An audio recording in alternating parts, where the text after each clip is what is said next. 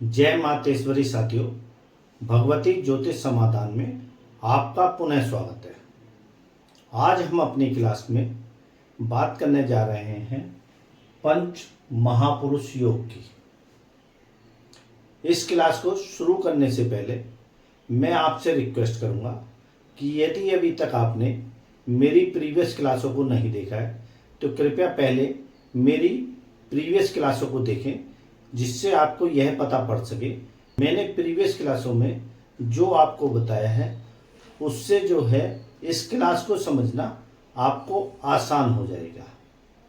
इसके साथ साथ मैं आपसे यह भी रिक्वेस्ट करूंगा, यदि अभी तक आपने मेरे चैनल को सब्सक्राइब नहीं करा है तो मेरे चैनल को लाइक करें, सब्सक्राइब करें और बेल आइकन का बटन दबाएं। आइए शुरू करते हैं आज की अपनी क्लास पंच महापुरुष योग की।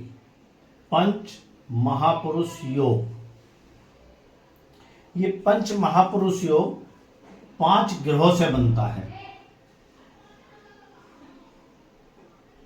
मैंने पहले की क्लास में आपको बताया हुआ है कि हमारी कुंडली में कुल मिला के 9 ग्रह स्वामी होते हैं 12 राशियों पे, जिसमें आते हैं मंगल, शुक्र, बुध, चंद्रमा, सूर्य, बृहस्पति और शनि और राहु और केतु। ठीक है ना। इसमें जो है जो पंच महापुरुष योग बनता है वो मंगल देव बनाते हैं, बुध देव बनाते हैं, शुक्र देव बनाते हैं, गुरुदेव बनाते हैं और शनि देव बनाते हैं। सूर्य और चंद्रमा को हम इसलिए नहीं लेते हैं क्योंकि सूर्य और चंद्रमा कभी जो है बकरे नहीं होते। बाकी ये 5 ग्रह मार्गी भी होते हैं और बकरे भी होते हैं। पंच महापुरुष योग केंद्र के घरों से बनता है। ये 4 जो घर हैं इन्हें केंद्र का घर कहा जाता है। पहला नियम, पंच महापुरुष योग बनने के लिए ग्रह जो है अपनी ही राशि में बैठ जाए या अपनी उच्च की राशि में बैठ जाए। यहां मैंने उच्च की राशि लिखी हुई है। मंगल की उच्च की राशि मकर होती है, कुंडली में आपको 10 नंबर लिखा दिखेगा। बुध की राशि कन्या होती है, कुंडली में 6 नंबर लिखा दिखेगा। शुक्र की उच्च की राशि मीन होती है, कुंडली में 12 नंबर लिखा दिखेगा। गुरु की उच्च की राशि कर्क होती है, 4 नंबर लिखा दिखेगा।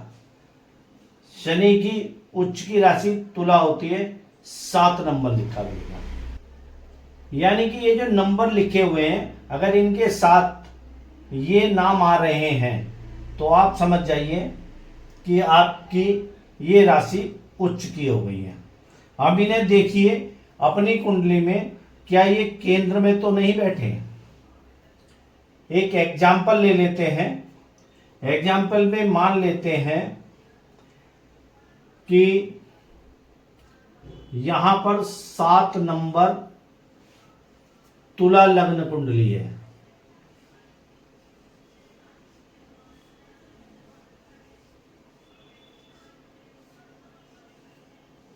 ये तुला लग्न कुंडली में जो राशियों के नंबर आएंगे वो इस तरीके से आएंगे। यहाँ 8 आएगा, यहाँ 9 आएगा, यहाँ 10 आएगा, यहाँ 11 आएगा, यहाँ 12 आएगा, यहाँ 1 आएगा, यहाँ 2 आएगा, यहाँ पर 3 आएगा, यहाँ पर 4 आएगा, यहाँ 5 आएगा और यहाँ 6 आएगा।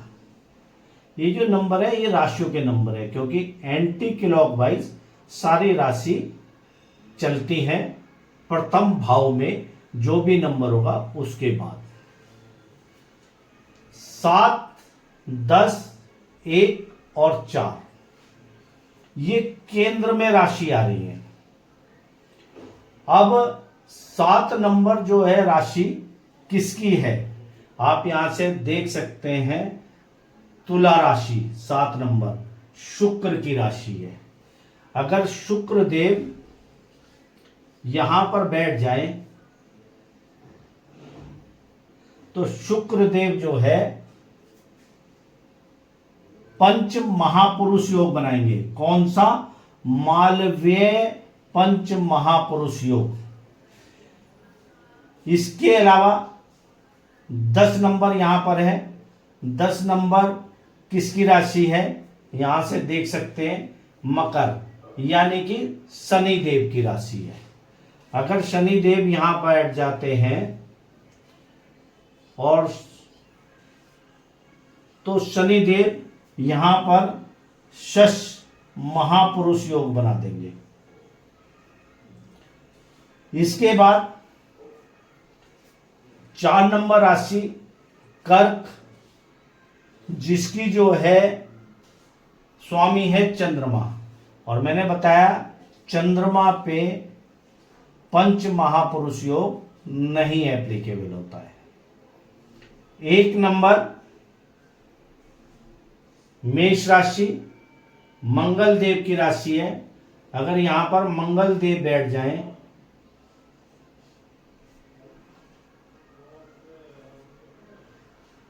तो भी पंच महापुरुष योग बन जाएगा और वो कहलाएगा रोचक पंच महापुरुष योग। यह वह ग्रह है या राशि स्वामी है जो खुद की ही राशि में बैठकर पंच महापुरुष योग बना रहे हैं। मेरी बात समझ में आ रही है आपको? क्लियर है? इन्हें मैं हटा देता हूं।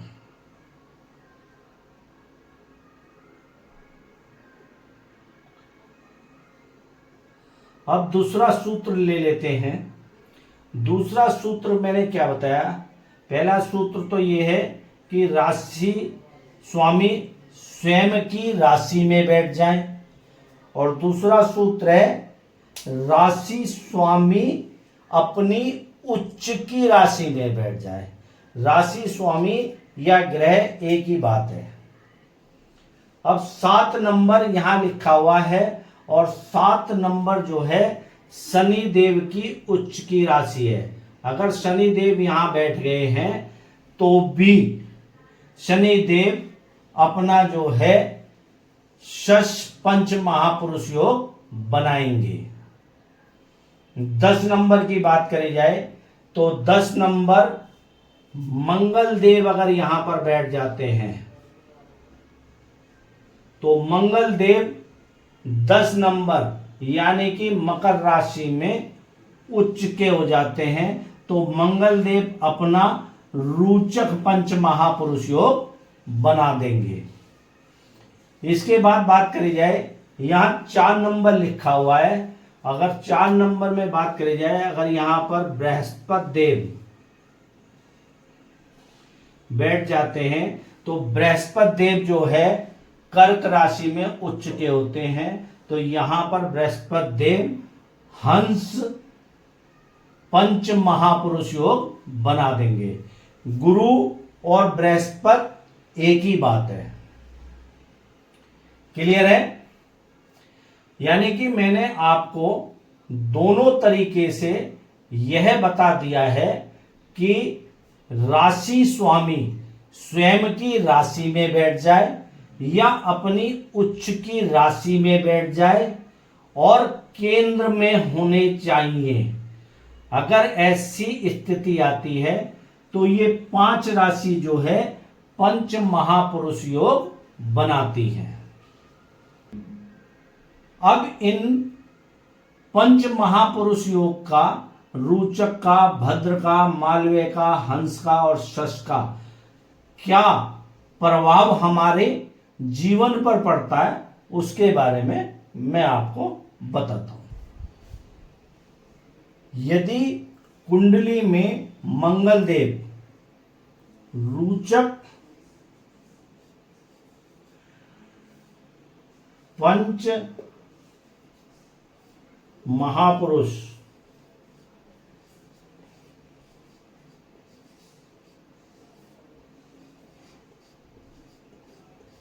योग बनाते हैं, रोचक पंच महापुरुष योग बनाते हैं, तो व्यक्ति अपने आप में बहुत ही ज़्यादा बलवान होगा, हिम्मत वाला होगा और बहुत ही ज़्यादा पैसे कमाने वाला होगा।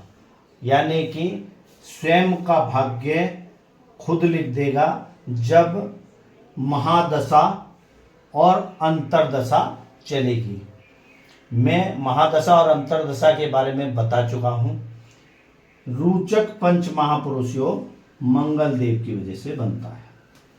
अगर बात करी जाए भद्र पंच महापुरुष योग, भद्र पंच महापुरुष योग बुध देव बनाते हैं। बुध देव या तो स्वयं की राशि में बैठ जाएं या अपनी उच्च की राशि में बैठ जाएं और केंद्र में स्थित हों। भद्र महापुरुष पंच योग में व्यक्ति की बुद्धि बहुत तीव्र हो जाती है, उसकी सोचने समझने, कैलकुलेशन, कम्युनिकेशंस की स्किल बढ़ जाती है और वह जो भी काम करता है उसमें सफलता हासिल करता है। यानी कि भद्र पंच महापुरुष योग में व्यक्ति एक अच्छा और बड़ा बिजनेसमैन बन सकता है। इसके बाद आता है शुक्र। शुक्र देव बनाते हैं मालवीय पंच महापुरुष योग।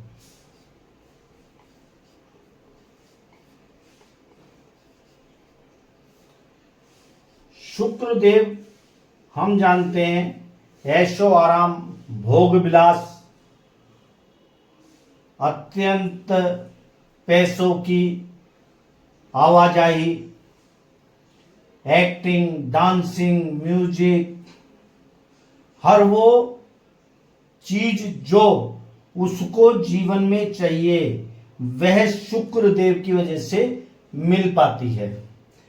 अब मालवीय पंच महापुरुष योग बनते ही व्यक्ति अपनी बातों को व्यक्ति को बहुत अच्छी तरीके से समझा पाएगा, उनको अपने तरफ आकर्षित कर पाएगा, अपने जीवन के हर वो ऐशो आराम पाएगा जो एक व्यक्ति की चाहत होती है, बड़ा घर, बड़ी गाड़ी, क्योंकि जो है व्यक्ति पैसे से ही जिंदगी में मान सम्मान ज्यादा पा पाता है आज के कलयुग में। इसके बाद बात करी जाती है गुरु की। गुरु बनाते हैं हंस पंच महापुरुष योग।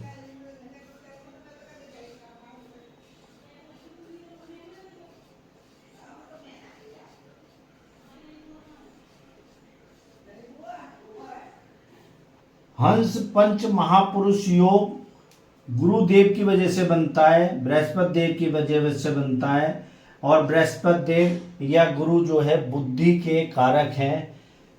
यह व्यक्ति के अंदर वो दिमाग, वो क्षमता देते हैं सोचने समझने की जो एक गुरु के अंदर होती है, क्योंकि गुरु जो है अपने बच्चों को किताबी ज्ञान से अलग वह सब कुछ सिखा देता है जो कि किताबों में भी नहीं लिखा हुआ होता।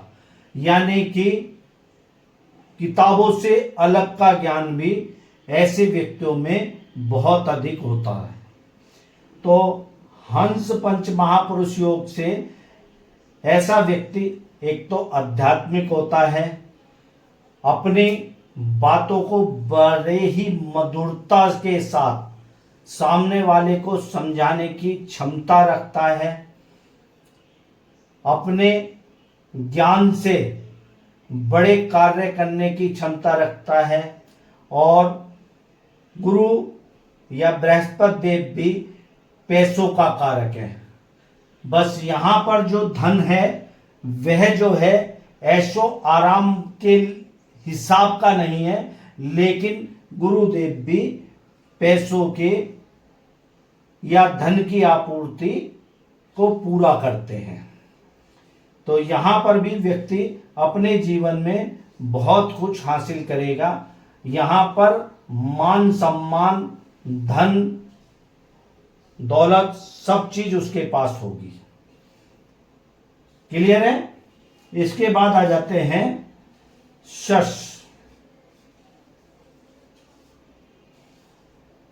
ये शश पंच महापुरुष योग जो बनता है वह बनता है शनि देव की वजह से। शनि देव या तो अपनी स्वयं की राशि में बैठ जाएं या अपनी उच्च की राशि में बैठ जाएं और केंद्र में हो तो यह योग बन जाता है। शनि देव कर्म फल दाता हैं, धीमे चलने वाले ग्रह हैं, लेकिन शनि देव